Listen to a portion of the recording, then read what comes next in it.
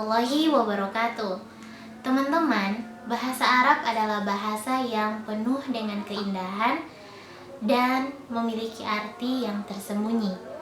Salah satu aspek menariknya adalah menyampaikan pesan secara tidak langsung melalui kinayah.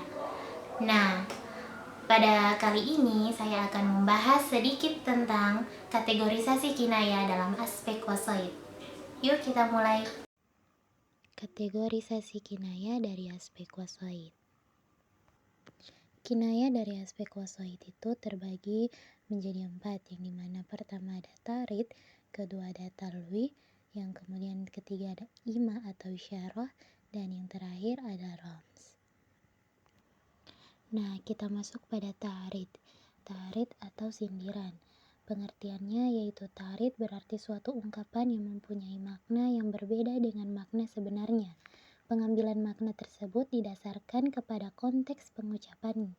Maksudnya, tarid adalah cara berbicara yang maknanya tersembunyi atau berbeda, dan makna itu hanya bisa dipahami jika melihat situasi atau tujuan ucapan tersebut.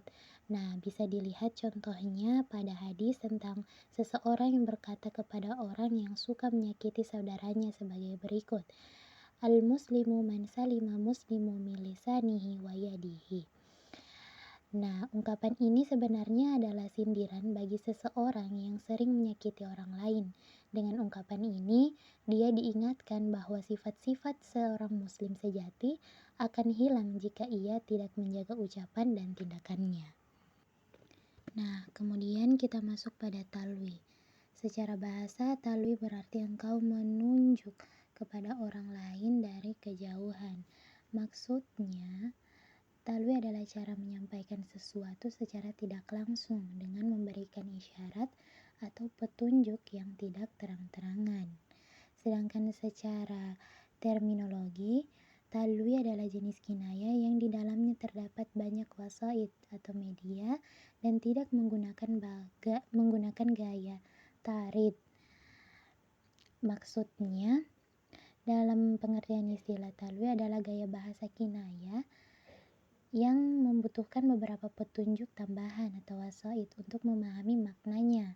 Nah, talwi ini berbeda dengan tarid karena talwi tidak dimaksudkan sebagai sindiran, tetapi lebih untuk menyampaikan makna secara halus dan tidak langsung. Kemudian contoh talwi. Nah, di sini ada syair wa ma yaku fi min aibi fa inna jabanul kalbi mahzulul fasili. Padaku tidak terdapat aib karena aku adalah orang yang selalu menghormati tamu. Nah, maksudnya apa? Nah, ungkapan jamanul kalbi atau anjing yang pengecut, maksudnya si penyair sering mencegah anjingnya menggonggong pada tamu sebagai bentuk penghormatan.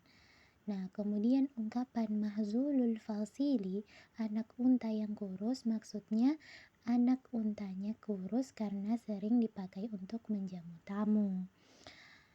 Ungkapan ini adalah kinayah yang menggambarkan bahwa si penyair adalah orang yang sangat menghormati tamu. Makna ini tidak diungkapkan secara langsung tetapi dapat dipahami melalui isyarat dan penjelasan tambahan. Nah, selanjutnya kita masuk kepada ima dan isyarah. Kinayah jenis ini merupakan kebalikan dari talwi.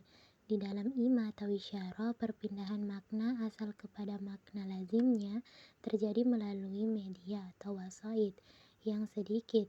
Artinya, hubungan antara makna asal dan makna lazim sangat dekat, sehingga makna yang dimaksudkan mudah dipahami tanpa perlu berpikir panjang atau banyak analisis. Nah, contohnya dalam firman Allah Quran surah Al-Kahfi ayat 43 yang artinya maka ia membolak-balikan kedua telapak tangannya terhadap apa yang ia infakkan, sedangkan telapak tangannya itu kosong. Maksudnya apa? Pada ayat di atas terdapat ungkapan yuqallibu kaffaihi yang secara harfiah berarti membolak-balikan kedua telapak tangannya. Nah, di mana makna tersiratnya yaitu rasa penyesalan. dapat dengan mudah untuk dipahami dari konteksnya tanpa memerlukan banyak petunjuk tambahan. Nah, selanjutnya kita masuk pada rams. Rams secara bahasa berarti isyarah dengan dua bibir, dua mata, dua alis, mulut, tangan, dan lisan. Isyarah-isyarah tersebut biasanya dengan cara tersirat.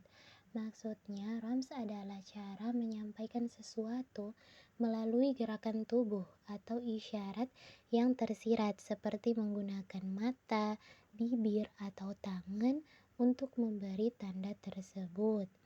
Sedangkan istilah rams adalah jenis kinayah yang wasoid yang sedikit dari lazim tersirat.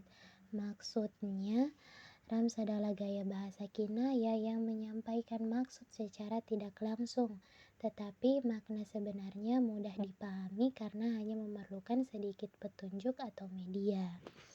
Nah, kemudian contoh kinayah rams. Dalam ungkapan lebar tengkuknya, maksudnya ungkapan ini adalah kinayah untuk menggambarkan seseorang yang idiot atau bodoh, karena dalam budaya Arab, tengkuk yang lebar sering dihubungkan dengan seseorang yang lambat berpikir. Nah, contoh penggunaan rams itu di mana makna tersirat bodoh, data, atau idiot dapat dipahami dengan mudah meskipun tidak disebutkan secara langsung. Hal ini menunjukkan bagaimana bahasa kinayah bekerja untuk menyampaikan makna secara halus dan tidak langsung. Nah, adapun kesimpulan dari keempat jenis kinayah ini, yakni tarid, talwi, ima, dan rams merupakan cara menyampaikan pesan secara tidak langsung. Kemudian tarid dan talwi lebih banyak menggunakan sindiran atau isyarah halus yang membutuhkan lebih banyak media untuk menyampaikan maksudnya, sementara ima dan rams lebih langsung dan menggunakan sedikit media atau simbol untuk menyiratkan makna yang lebih dekat dengan makna asal.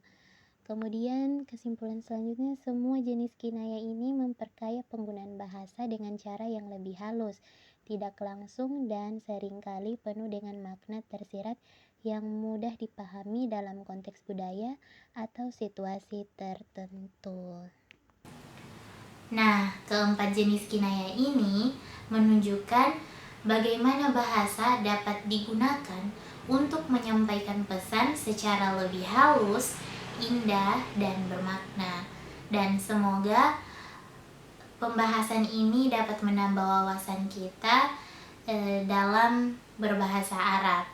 Dan jangan lupa terus belajar tentang keindahan berbahasa. See you. Wabillahi taufiq wal hidayah. Wassalamualaikum warahmatullahi wabarakatuh.